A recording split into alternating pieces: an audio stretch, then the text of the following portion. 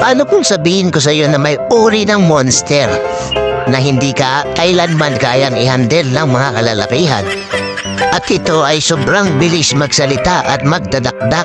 Ito ay matatagpuan lamang sa isang partikular na lugar.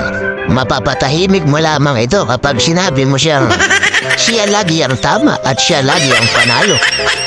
Ito ay lubhang mapanganib at mapanakit at matatagpuan lamang ito sa loob ng tahanan.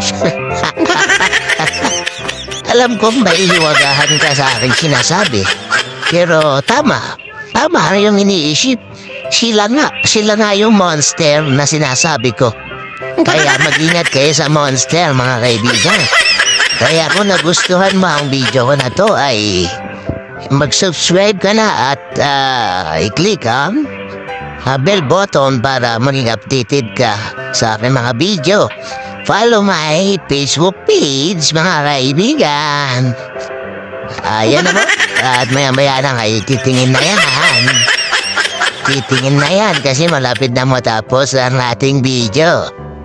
Ayan na si Monster.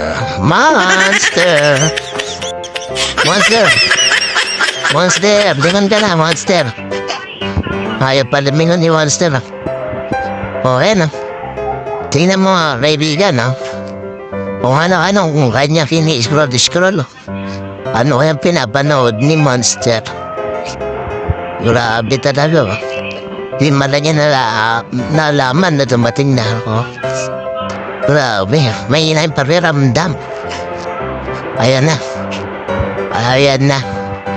Almost 2 minutes. Di pa niya nalaman nasa pintuan na ako. O yan, titingin na yan.